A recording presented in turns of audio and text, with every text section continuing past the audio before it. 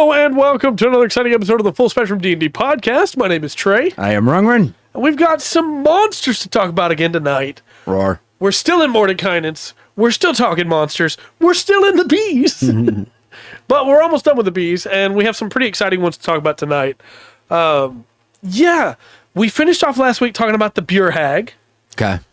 So this week we start with the Blackguard, or Blackguard, depending on how you're going to pronounce it. This used to be a very popular paladin subclass back in 3.5. Okay.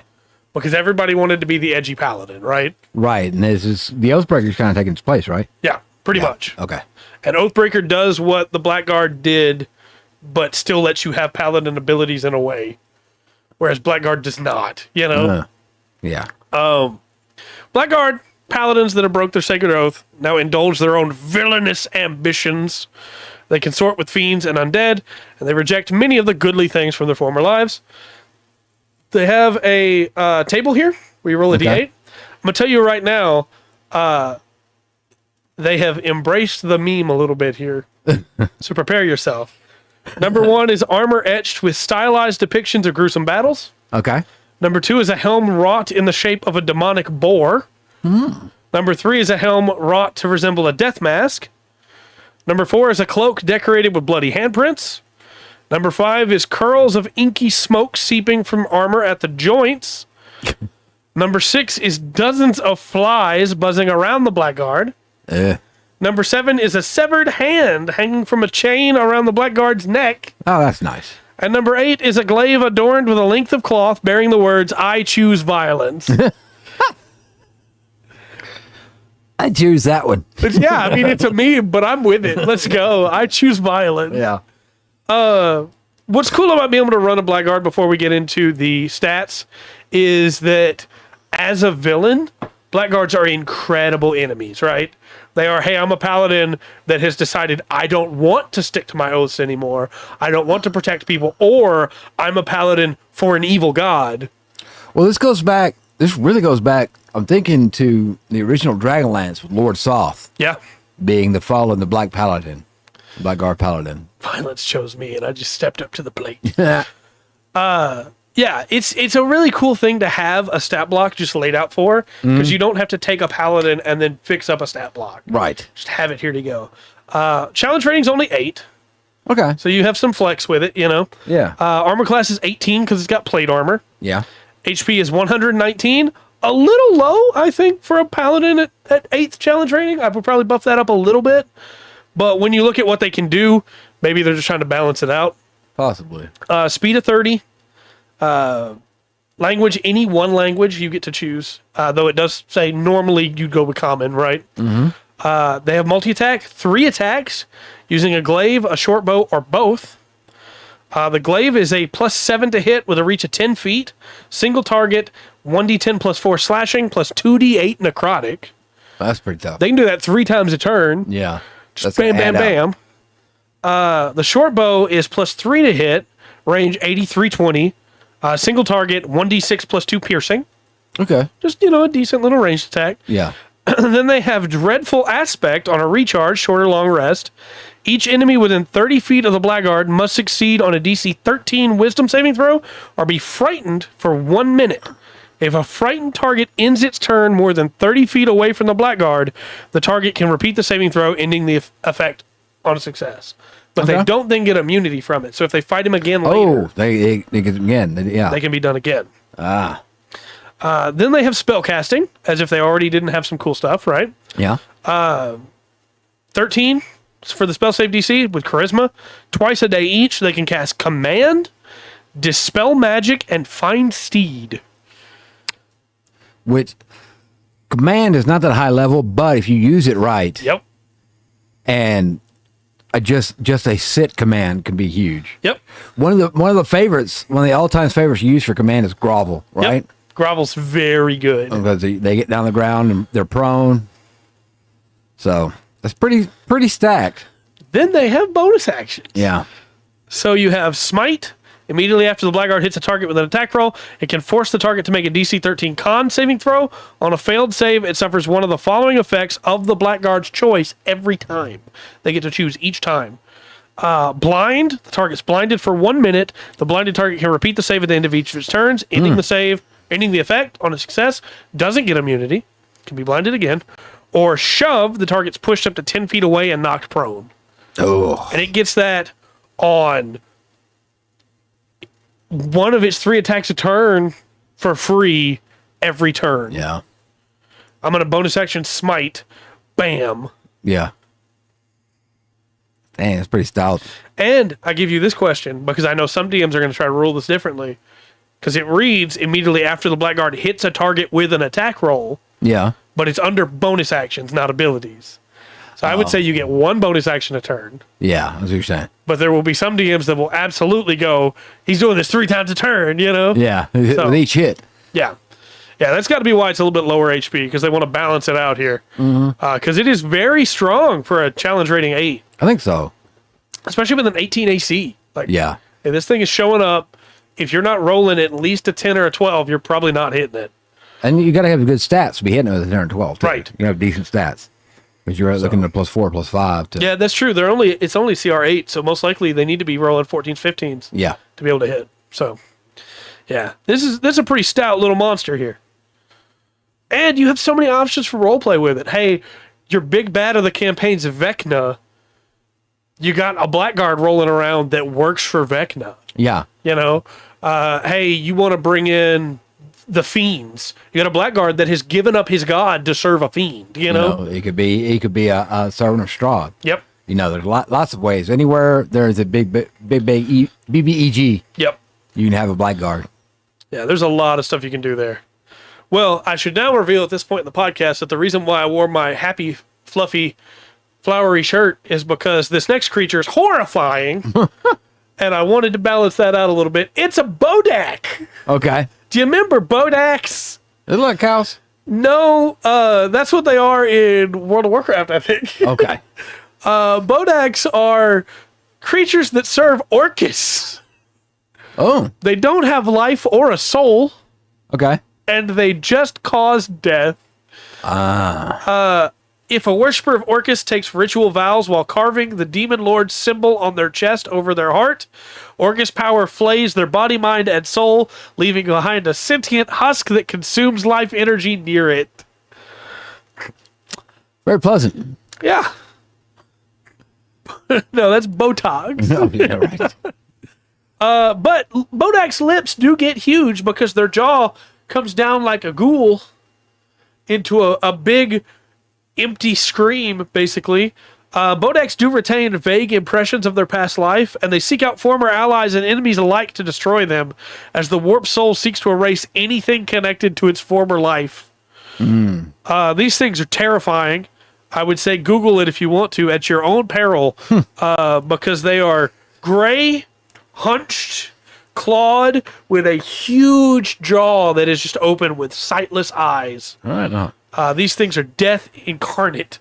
Challenge rating is only 6 for something this horrifying. Okay. 15 AC, natural armor, 58 hit points, and a speed of 30. They're resistant to cold, fire, bludgeoning, piercing, and slashing from non-magical. They're immune to necrotic and poison, and they can't be charmed, frightened, or poisoned. They have dark vision up to 120 feet with passive perception of 14, and they speak Abyssal in any language they knew in life.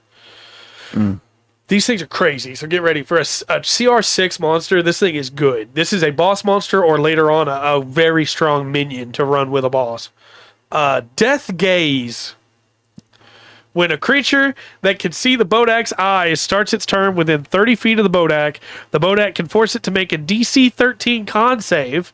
If the Bodak isn't incapacitated and can see the creature, if the saving throw fails by 5 or more, the creature is reduced to 0 hit points unless it is immune to the frightened condition. Otherwise, it takes 3d10 psychic damage on a failed save. That's a lot. Unless surprised, a creature can avert its eyes to avoid the saving throw at the start of its turn.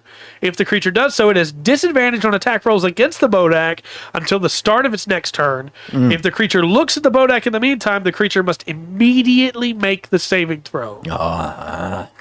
This is a horrifying creature that will try to stare you in the eyes if you look at it. Right. And if it gets you in that locked gaze, You got to roll a DC 13 con save, and if you don't pass it by, or if you fail by 5 or more, Yeah. you're dead. Yeah, if you're a bad roll. You're at 0. 2 of these could wreck a party very easily. Yep. And what I love is it's not, hey, if you crit fail the roll, Yeah. is if you fail it by more than 5. If you roll anything below a 9, right? No, 8. an 8. Yeah. Yes. Guess what? Sorry. Hope you have good stats for con, because otherwise you're dropping. Yeah. As if that wasn't enough. They also have sunlight hypersensitivity. It takes 5 radiant damage when it starts to turn in sunlight. While in sunlight, it has disadvantage on attack rolls and ability checks. That's how you nerf it. Yeah. It has an unusual nature, so it doesn't require air, food, drink, or sleep. So radiant, would you count radiant damage as double? I would personally, yeah, because Yeah. it's got hypersensitivity to it. Yeah. I would. Attack-wise, it doesn't really do that much damage, but it can't to be able to balance out what it can do, right? Its fists are +5 to hit, reach 5 foot, single target, 1d4 +2 bludgeoning, +2d8 necrotic. It's solid damage, but it doesn't have multi-attack. It just has that, you know. Yeah. However, it also has Withering Gaze, which is different than Death Gaze. One creature that the Bodak can see within 60 feet of it must make a DC 13 con save, taking 4d10 necrotic damage on a failed save, or half as much damage on a successful one. Still putting out damage, even if you say it's pretty. Yep. Yeah, that's a lot of damage. But it has to do that instead of attacking, because it doesn't have multi-attack. So Right. it's very strong. Then it has a bonus action called Aura of Annihilation.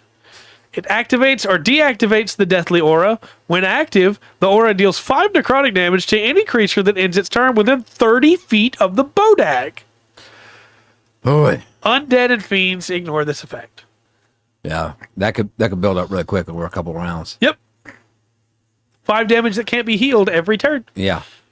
So at 4 rounds, you're looking at 20 damage plus the damage this thing's doing. And this is CR6. Yeah. So if you're a wizard in the party that is like following the close range style, you're in trouble. Or if you're a Pact of the Blade warlock and you're trying to get in there and you don't have, like, you got at level 6, you got what, 35 HP? Yeah. Like, you lost 5 of it just for being in melee range. This thing hits you then with 4d10 necrotic, you might be dead. Yeah.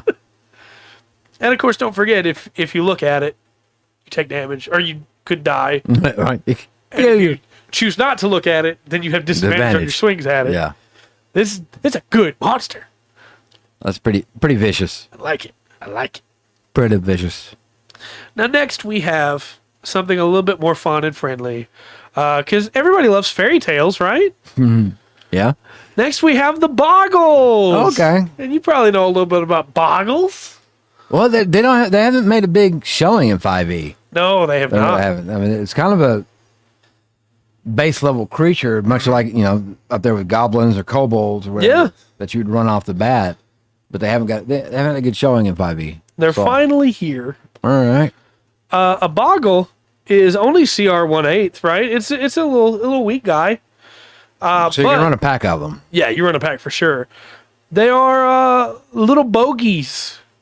They, born out of feelings of loneliness, they materialize when a sapient being feels isolated or abandoned near a place where the Feywild touches the world. Yes. A forsaken child might unintentionally conjure a Boggle.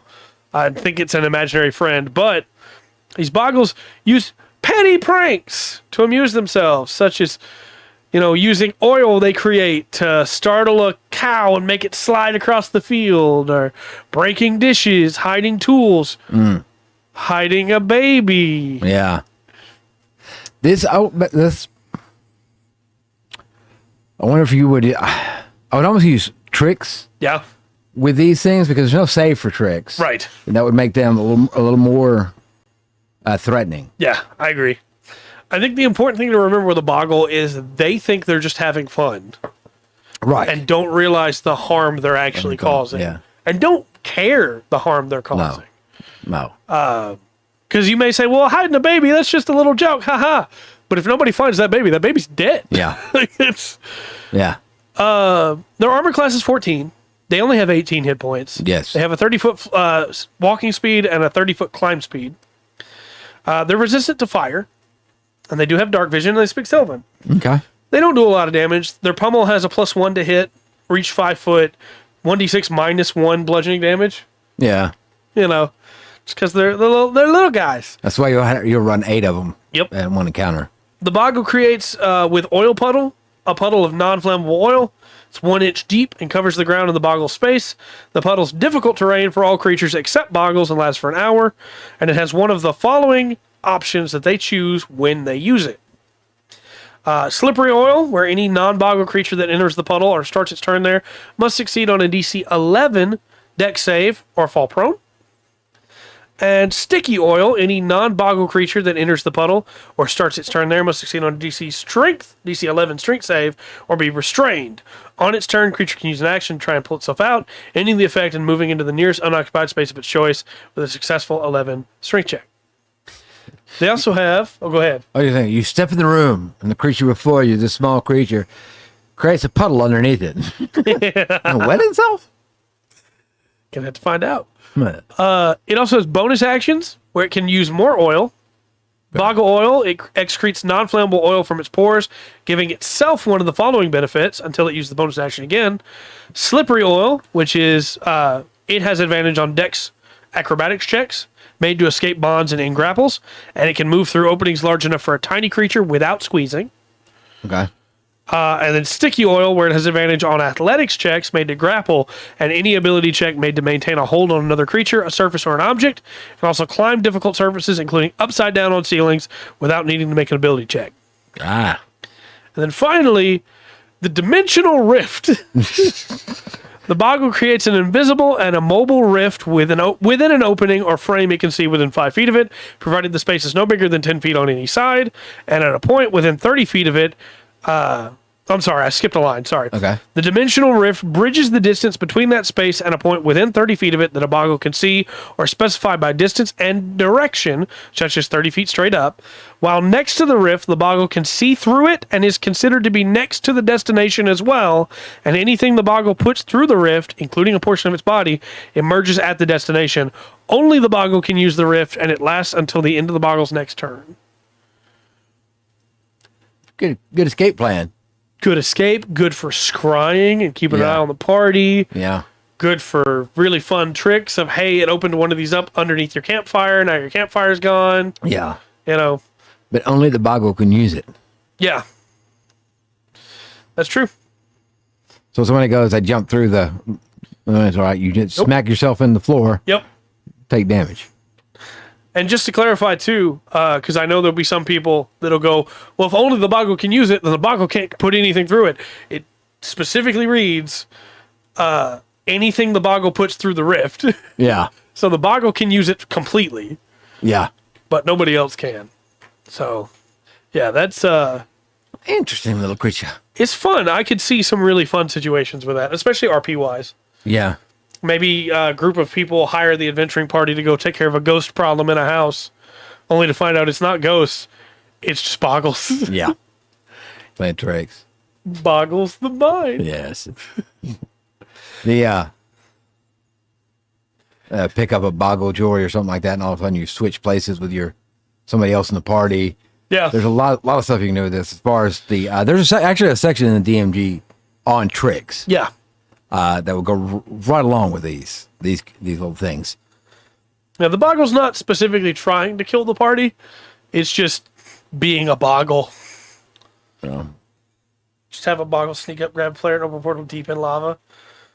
But it's got to be within 30 feet of it. So they have to be right at the lava already. But yeah, they're fun little terrible horrifying creatures. Yeah. For what it's worth, we would probably, if somebody explained it to us, we'd probably call these gremlins. Yeah, for sure. Not Boggles. For sure. But where's the Mogwai? You knew that was coming. That is the question. You knew that was coming. So 30 feet down in the dirt. I mean, that is true. That is true. Yeah. Next up, we have the Boneclaw, which is a wizard who tries to become a lich, but fails, can become a Boneclaw instead. Which is still a pretty terrifying creature. Oh, yeah. If I remember correctly. Boggles just hiding the player. I mean, that's probably the way they would look at it. Yeah. My favorite part about this is it says these hideous cackling monsters share a few of the Lich's attributes. And all I can think of is Skeletor. While Liches are master of the arcane, however, Boneclaws are thralls to evil, hatred, and pain. Sounds like my teenage years. Right. The most important part of the transformation ritual occurs when the soul of the aspiring lich migrates to a prepared phylactery. If the wizard is too physically or magically weak to compel the soul into its new home, the soul instead speaks out a master, a person within a few miles who has a hate-filled heart. The soul bonds to that person and becomes enslaved to its new master's wishes. The Boneclaw forms near its master, sometimes appearing before that individual to receive orders, and other times simply seeking to fulfill its master's desires. A Boneclaw can only serve an evil creature. If there's somehow the party's able to redeem the person and bring them back to the path of good, the Boneclaw is destroyed. But otherwise, it can't be destroyed while its master lives. Ooh. No matter what happens to the body, it reforms within hours. Interesting. I can see a really fun campaign here where the party has gone into a town and fixed a problem, but in fixing the problem, they killed somebody, and that person's brother or that person's daughter or that person's mom gets a hate-filled heart, and somebody's trying to become a lich and fails. And then now that NPC that the party didn't care about at all is master of a Boneclaw that is hunting the party. Oh, I like the idea that you can have the party defeat this creature and then have them run into it again. Yep. Shadow of Mordor Ranger moment. Yeah. So this thing is a challenge rating 12. Okay. It's AC 16. Its hit points are 150. And its speed is 40 feet. Okay. Pretty quick little guy. It is. He is resistant to cold and necrotic. He's immune to charmed, exhausted, frightened, paralyzed, and poisoned. He's got dark vision for 60 feet with a passive of 16. And he speaks common plus one language spoken by his master. Okay. Rejuvenation is his first ability. While its master lives, a destroyed Boneclaw gains a new body in 1d10 hours That's pretty quick. all its hit points. The new body appears within 1 mile of the Boneclaw's master. Interesting. It also doesn't require air, food, drink, or sleep. Yeah. So it will always be able to hunt the master's enemies. Yes. It has a multi-attack, and it makes 2 piercing claw attacks, plus 8 to hit, reach of 15 feet. Single target, 3d10 plus 4 piercing, plus 2d10 necrotic. And if the target is a creature, the Boneclaw can pull the target up to 10 feet towards itself. And the target is grappled, with the escape being 14. The Boneclaw has 2 claws. While the claw grapples a target, the claw can attack only that target. But it can still attack that target while it's grappled with the claw. Sick. Yeah. This is a really cool creature. Golly. And it only gets cooler. It has a shadow jump that recharges on a 5 and a 6. The Boneclaw, if the Boneclaw is in dim light or darkness, each creature of the Boneclaw's choice within 15 feet of it must succeed on a DC 14 con save or take 5d12 plus 2 necrotic damage. Oh my gosh. 5d12 plus 2? Yeah, well, I like it because you can make the whole thing more impressive. You're like, a cloud goes over the sun. Yep. Or it moves to the shade. Shadow jump. The Boneclaw then teleports up to 60 feet to an unoccupied space it can see, because it has dark vision. Yeah. It can bring one creature it's grappling, teleporting that creature to an unoccupied space it can see within 5 feet of its destination. The destination spaces of this teleportation must be in dim light or darkness. Just bloop. Yeah. And I'm bringing you with me. Yeah. Then it has, as a bonus action, Shadow Stealth. While in dim light or darkness, the Boneclaw takes the hide action. Just takes it. Yep. Okay. Then it has a reaction called Deadly Reach. In response to a creature entering a space within 15 feet of it, the Boneclaw makes 1 piercing claw attack against that creature. Just for entering a space. 15 feet is big. Oh, you're approaching me? Right? Golly. This is probably my favorite monster so far. It would be really it cool. would be a fun one to fight, for sure. Because you got other things to think about. Yep. We're at ad time, I do believe. Are we? We'll find out. Popping. Yep. There it goes. Ah. Got it. Add 1 or 2. Ba-ba-ba-ba. YouTube people, you don't get an ad, so I'll keep talking. Hey, hey, hey. Well, we got one on we got Sprite on Nice. Twitch. And then something about tattoos. I mean, if you YouTube people just wanted to imagine that an ad was here, just focus it in mind, We can do yeah. pretend that it's here. For some act like we're sponsored by somebody important. Yeah, this is where we talk about tattoos Audible. for now. Yeah. Oh. You don't have one? Oh, that is Your weird. book. We got an ad over here. Ah, Maybe they just decided to spare you that today. I guess so. But yeah, this is a really cool creature in my mind. I think that it is like I said, I think it's my favorite so far. Just a really fun creature to run. Yeah. A lot to keep up though. Yeah, but it doesn't have a lot of health. Party can burst it down, especially at level 12. They should be able to burst it down pretty well. Yeah. It might hurt a lot, Yeah. but I think I would not buff it up too much when it comes back. I think I would probably still leave it right about here, but maybe in that second encounter is when I would have the moment of the clouds pass over the sun, you know? Yeah. Yeah. Start using it. Yeah. Go light on a couple of abilities the first time around. Because you really want to sell that this thing's strong, but the big issue is it's coming back for you. Yeah. And then we have our final bee, where we get into the seas, which is the Bulazao.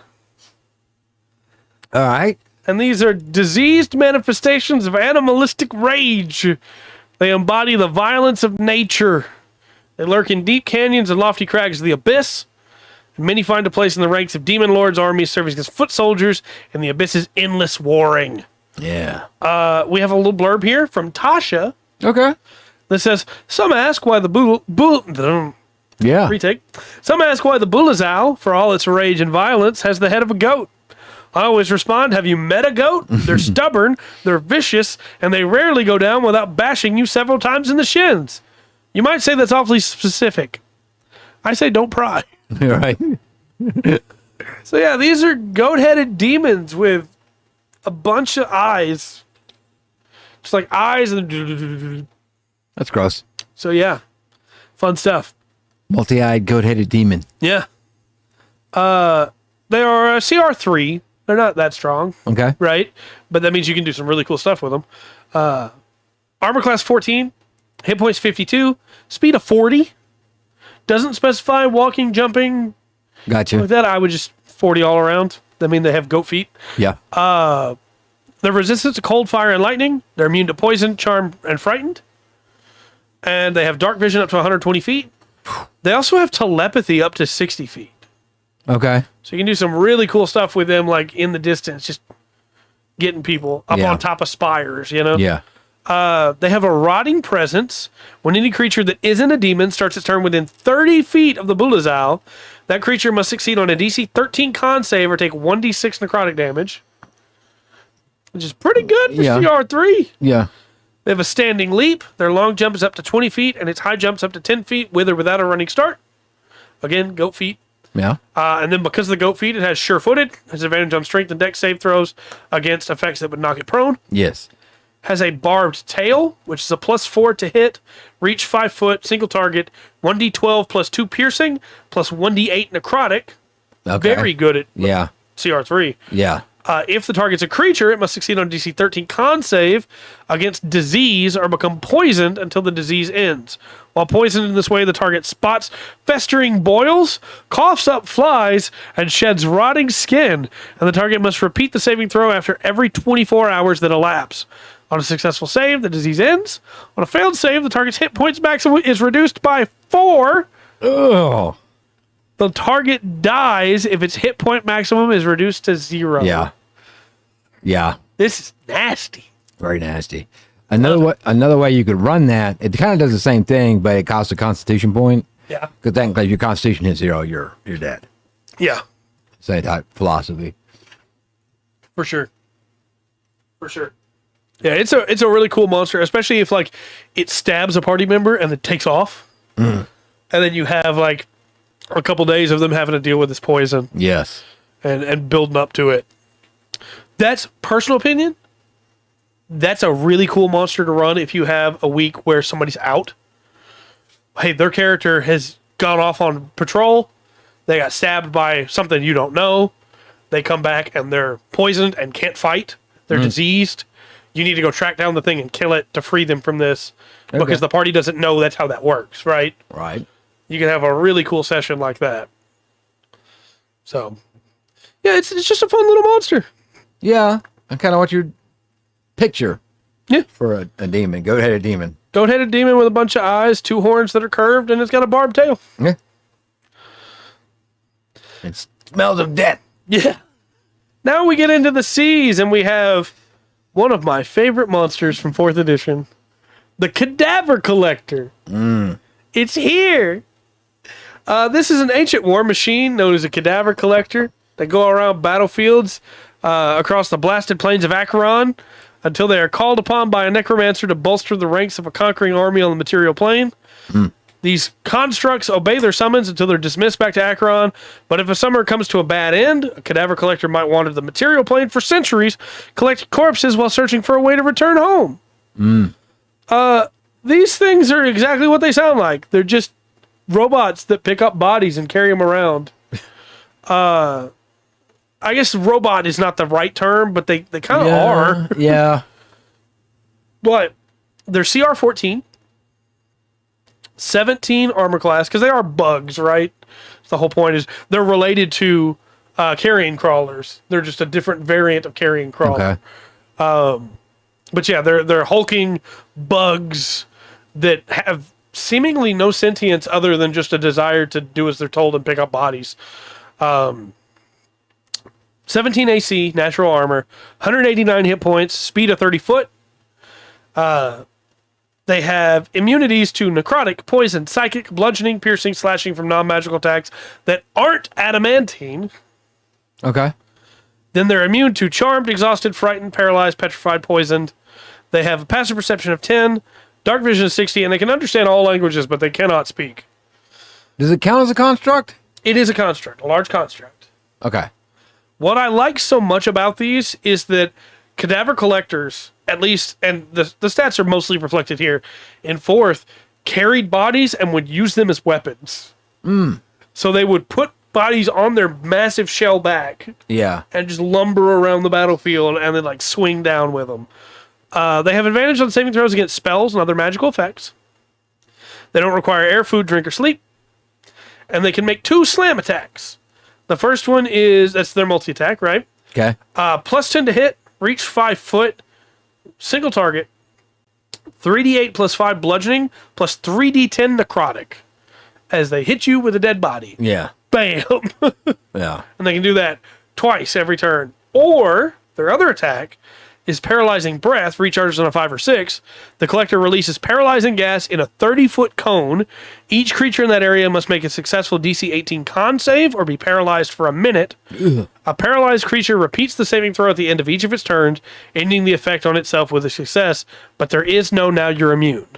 Right.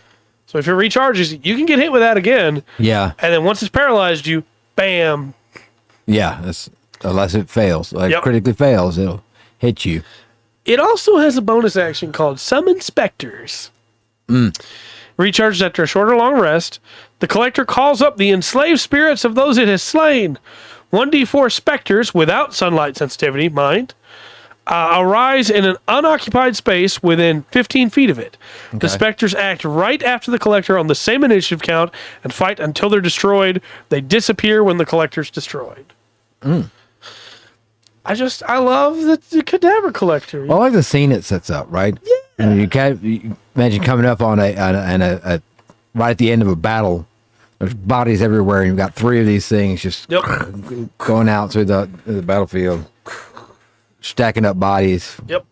Yeah. You decide to fight one, guess what? Yeah. Is it gonna You can join them. get you? You're gonna have a battle. Next up, we have Canoloth. Gross. These are a type of Yugoloth. Yeah. Fiendish trackers and guardians employed by evil powers. They enter into contracts to guard valuable treasures and important locations, and they always do exactly as asked, never more, never less. Yeah. They're Lots of weird in any way. They sure are.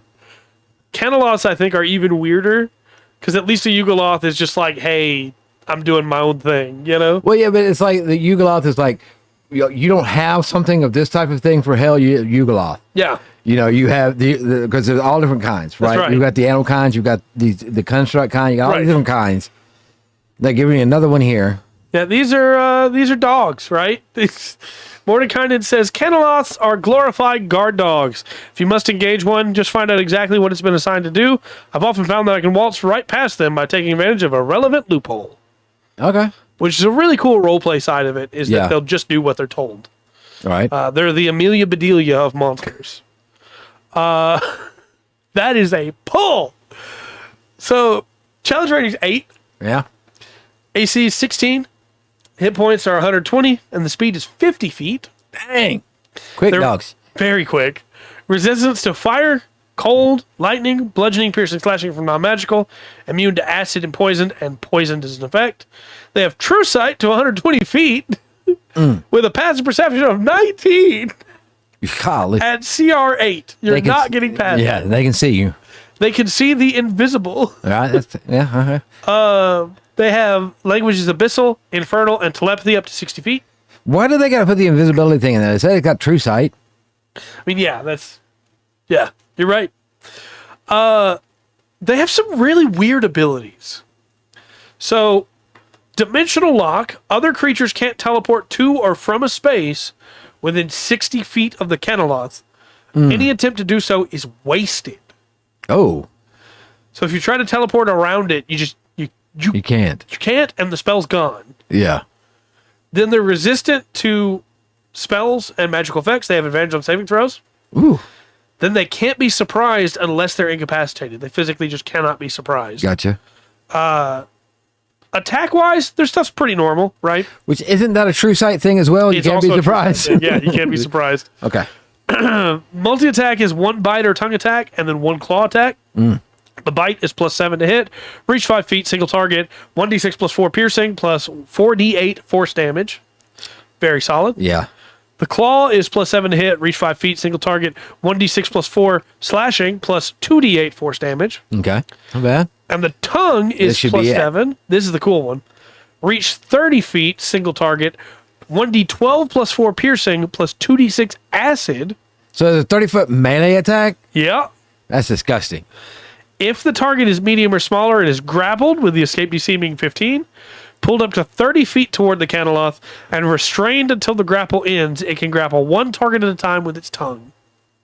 Yeah. That's kind of gross. Yeah, that's how I use the Cadaver Collector for sure. Yes. Well, that'd be like just like living on the back, little small parasite necromancer. My minions for me. Yeah. Bring me buddies. So yeah, this is just a cool monster that, again, your party probably won't have to fight if they can figure out what... It's your purpose is. Right, but if they just attack it because it's a monster... Yeah. Oh boy. This thing hurts. Get a tongue lashing. Yeah. Next up, we have a classic monster. Okay. It's a Catoblepus. Okay. Yeah. A conglomeration of buffalo, dinosaur, warthog, and hippopotamus. A Catoblepus. Sounds like a catastrophic. Yeah. No, weird monster here. My favorite thing about it is they had the opportunity to update the picture. Right? They had the opportunity to try and make this thing look cool. I always thought it looked cool. I think it looks stupid, but it is way overpowered. Right. If it's anything like the second edition one, it is way overpowered. I'm going to tell you right now, it's challenge rating 5, and this thing should not be challenge rating 5. That's what I thought, yes. But they didn't update they did technically update the picture, right? Okay. But they just drew it again. And it's wonderful. This is a goofy looking thing. It is just a Catoblepus with a huge humpback and the long neck to a bird's head. It is wonderful, and I love it so much. Ordinary folk rarely see a Catoblepus, of course, but it has such a feared reputation that stories about it are ingrained in pop culture. Any rumor of a Catoblepus taking up residence nearby is taken to be a bad omen, Yeah. even if the rumor is proven false. In some lands, the silhouette of a Catoblepus with its tail extended over its body and its head held low is a baleful heraldic figure signifying death or doom. Right. Catoblepus obviously blights the territory around it, right? Yeah. So it normally lives in swamps, but if it finds itself somewhere that isn't a swamp, it will turn it into a swamp. Yeah. Challenge rating is 5. Armor class is 14. Hit points are only 84, but it has to be 84 because you can't give it more. Speed is 30. It's got dark vision. Mm-hmm. It has an ability called Stench. Any creature other than a Catoblepus that starts its turn within 10 feet of the Catoblepus must succeed on a DC 16 con saving throw or be poisoned until the start of the creature's next turn. On a successful saving throw, the creature is immune to the stench of any Catoblepus for 1 hour. So it's pretty good, right? Pretty solid. Yeah. Damage-wise, the tail is +7 to hit, reach of 10 feet, single target, 5d6 plus 4 bludgeoning, and the target must succeed on a DC 16 con save or be stunned until the start of the Catoblepus' next turn. That's big. A stun at CR5 is death if you're not careful. Yeah, all you have to do is put one other creature with this. Yep. And you have a combo, a deadly combo. Reach of 10 feet, 5d6 plus 4, and it's a DC 16 con save. Oh, That's a high con save at level 5. Yeah. Stunned. Then it has the death ray. Recharges on a 5 or a 6. Okay. So it can do it multiple times. It targets one creature it can see within 30 feet of it. The target must make a DC 16 con saving throw, taking 8d8 necrotic damage on a failed save, or half as much damage on a successful save. Yes. 48 still a lot. That is. CR5, that's one-shotting. Easily can one-shot a character. If the saving throw fails by 5 or more, the target instead takes 64 necrotic damage. That's your tank going. Yep. The target dies if it's reduced to 0 hit points by this ray. Yeah. No. Of course it does. Yeah. It means you're going to have a cleric with a resurrection spell or revivify. Yep.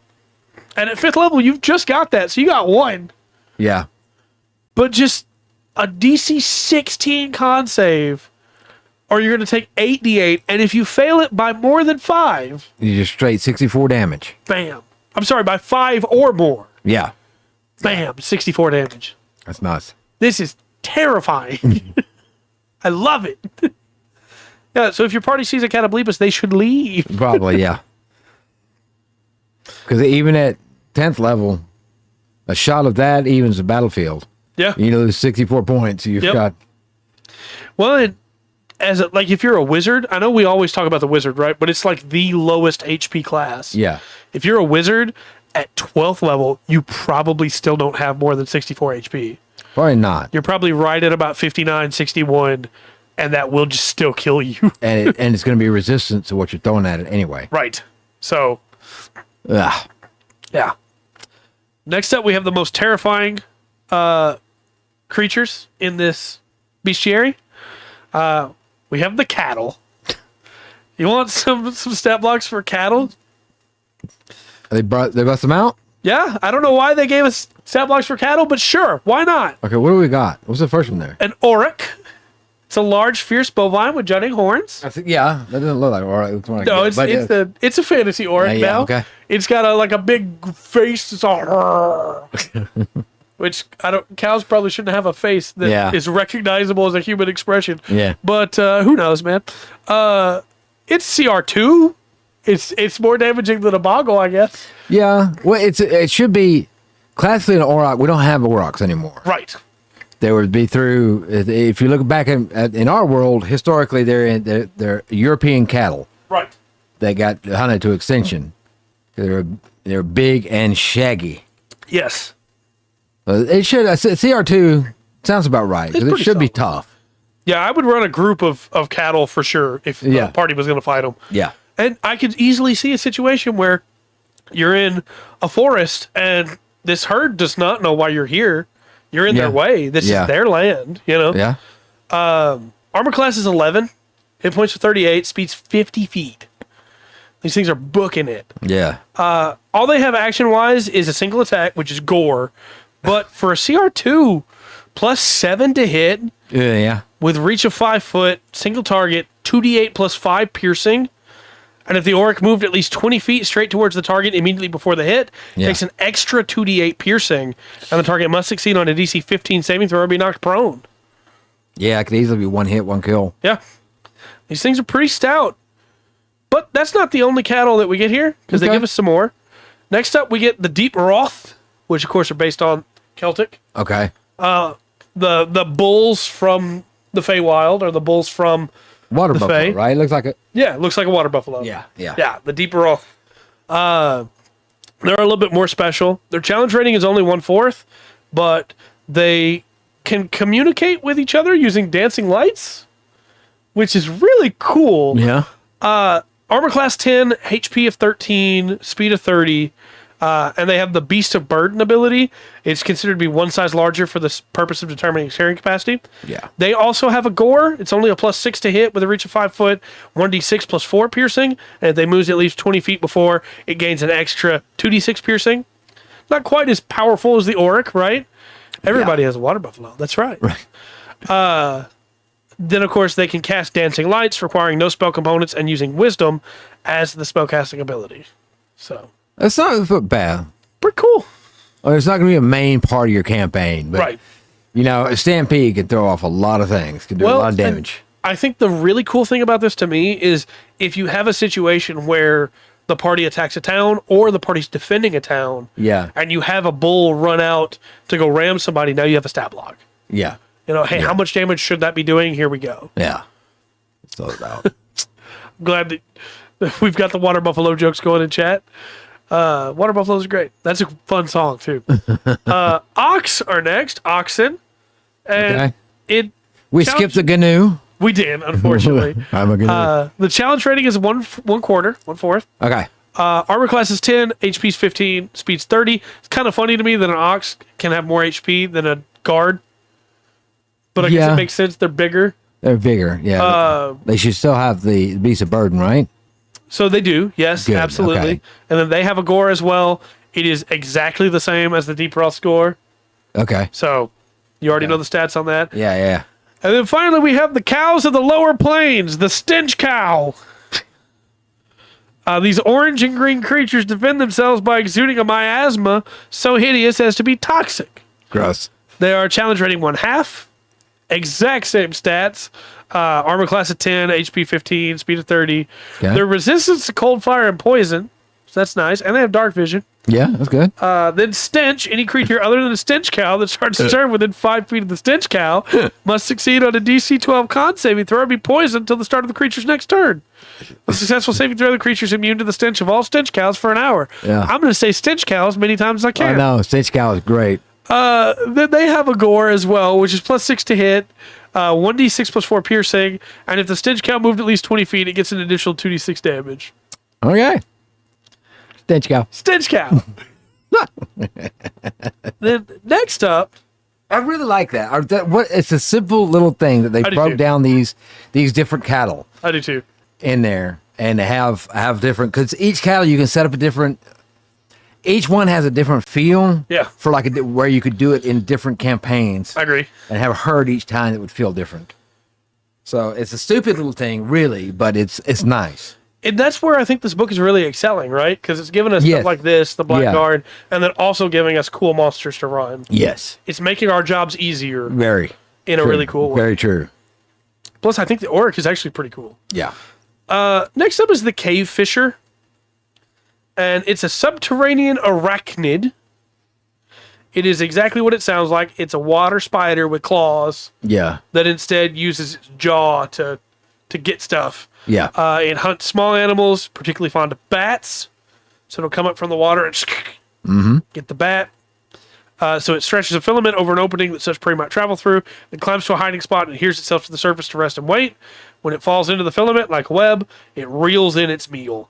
Of course, again, it does it with its mouth instead of its behind because it is an underwater spider. Yeah. So, you know, That was a sit up. it is, right? Yeah.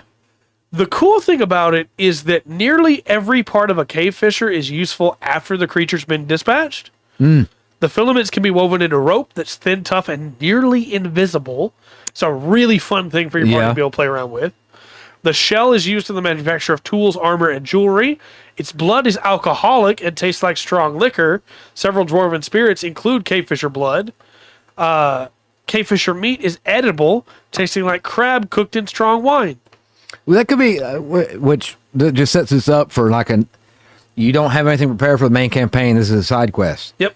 You know, a dwarf asks you to get him some blood. Yeah. Go kill a cavefisher. Yeah. Straight out of Skyrim there. We're going to go with that. It's only a challenge rating 3, and I think it's actually got some pretty cool stuff for a CR3. Okay. You could throw it in pretty much anywhere.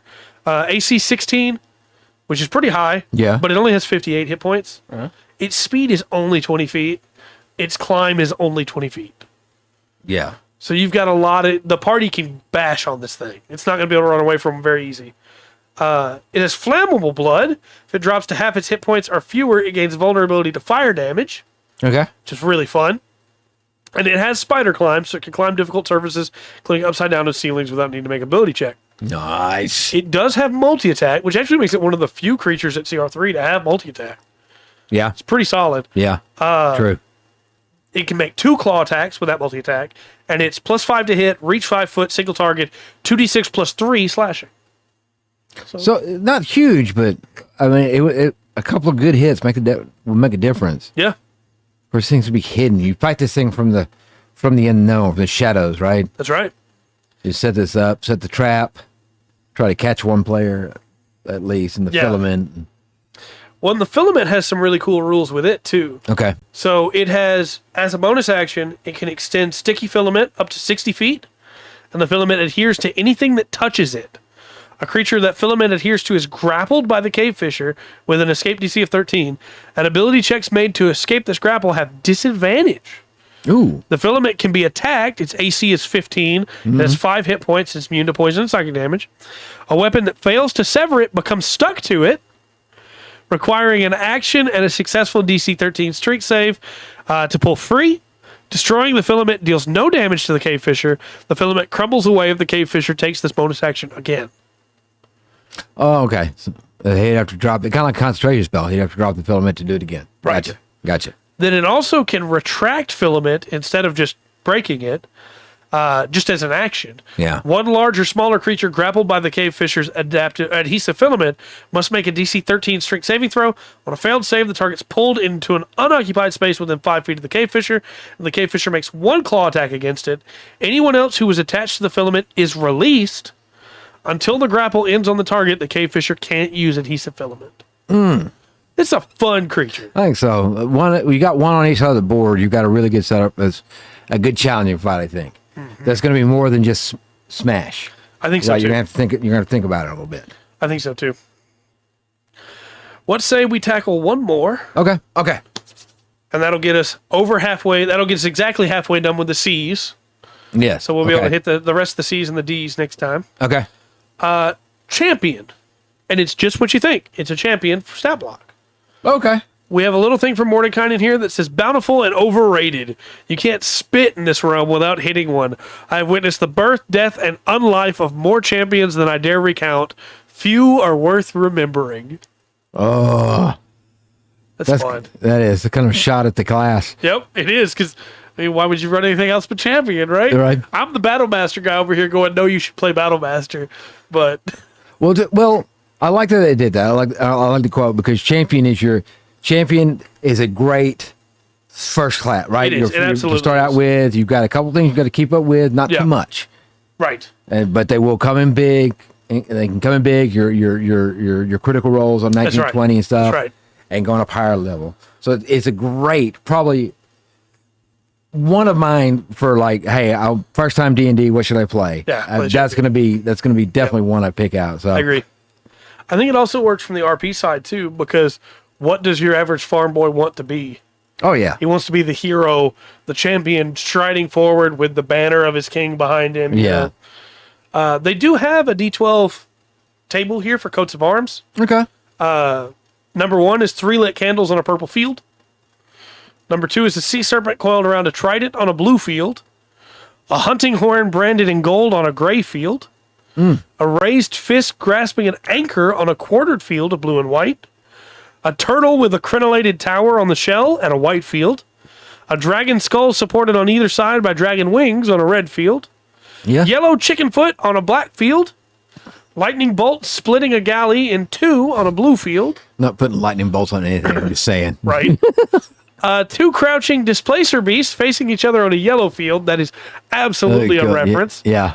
Knotted brambles on a green field. Okay. A red owlbear with a silver crown on a checkered field of black and white. And a black anvil cracked down the middle on an orange field. Or you can just pick one of the banners from Mountain Blade. That's right. Later, Dark. It's a champion. Faith. Champion. Stat-wise, there's really not a lot going on. It's just very solid. It's a CR9. Yeah. 18 armor class. It's got plate armor. Hit points are 143. Its speed is 30. It has any one language, usually common. Mm-hmm. Twice a day, it can use Indomitable. Okay. It can reroll a failed saving throw. Yep. Then for actions, it has multi-attack. It can make 3 greatsword or short bow attacks. Greatsword is +9 to hit, reach 5 foot, single target, 2d6 plus 5 slashing, plus 2d6 slashing damage if the champion has more than half of its total hit points remaining. So it's very strong for the first half. Yeah, you could easily add and make this thing undead or a ghost. Right. But it doesn't know that, yes. Yeah, it could be a Revenant super easy. Yeah, or what is it, the Dunahan? Yeah, a Dunahan for sure. Yeah. The short bow is +6 to hit, range 8320, single target, 1d6 plus 2 piercing, plus 2d6 piercing if the champion has more than half of its total HP remaining. Ah. So again, as long as it's at above half, it's doing extra damage. Yeah. Which is very solid. Yeah, that's a And nice way then of doing it. It has a second wind that it can do after short or long rest, and it regains 20 HP. Okay. Not a lot of HP, but it matters if you get down below that half. Yes. Push yourself back up. Back up and give yourself that extra damage again. I would probably run this as a single encounter at CR9. Yes. Because 18 is pretty hard to hit at 9 still. Well, and 3 great swords attacks is pretty good. Bam, yeah. bam. But I'd say at around level 14, 15, I'd probably run like 3 of these things together. Just, hey, here we go. Because it doesn't really have any resistances. No. You're going to be able to burst them down when you're at higher level. Right. And honestly, it's pretty easy to play from the DM side, too. Yeah. It's nice. Just have something to throw out. Yeah. I think this is a great monster for, hey, my players want to go be in the tournament. And it's a round where somebody's going to go out and fight a champion. Yeah. Here we go. I'm just throwing this guy out there. Yeah. You know? Yeah. So well, there's a lot of uses for this one. Oh, yeah. And if you wanted to use it at lower levels, you could take one of those attacks away or 2 of those attacks away. You know? Yeah, well, it's a boss at the lower levels, too. Right. You run it on that. You got a good group would be a good fight. Yeah. I would say if you wanted to run this at like 4th or 5th level, cut the HP in half, leave the HD where it's at. Yeah. Hey, it's hard to hit. Yeah. Doesn't have as much HP now. They don't know that. Right. And it's a really fun fight. All right. Well, we'll be back next week with more C's. Yeah. So, and back in the seas. Okay. Yeah. We've covered the big bulk of this bestiary, but there's still a lot of monsters to come. Okay. Most of it was A's and B's, really, but we've got some really cool stuff coming, so hopefully everybody sticks with us, because I'm having a lot of fun going through these. It seems like, chat, you're enjoying going through these and seeing different ways we could play them. Yeah. So, yeah. Well, also, these past few books that we've done, D&D's really got, I think they've hit their stride on how these books need to be set up. I agree. And this is very helpful on the DM side, the way that they're setting these things up. I agree. It makes it so much easier. Oh, yeah. I can take this, again, I said it before, as a new DM, this is the book to get. You got races, you got monsters, let's go. Yeah. This book gives me all kinds of great stuff. And just on the A's and B's, you've got boss monsters and just straight minions. That's right. On that, you can run. That's right. Yeah, it gets pretty great. Though, again, as we get later in, there are less entries for each letter. Okay. Yeah, because we really hit the big ones. But, in fact, some of them only have like a couple things to them. But there's some really cool stuff to come. So please stick with us on this, because I'm excited. Especially when we get into the S's. All right. Well, until next time, I've been Trey. I've been Rungren. We've been the Full Spectrum D&D podcast. Remember to always enjoy the full spectrum that D&D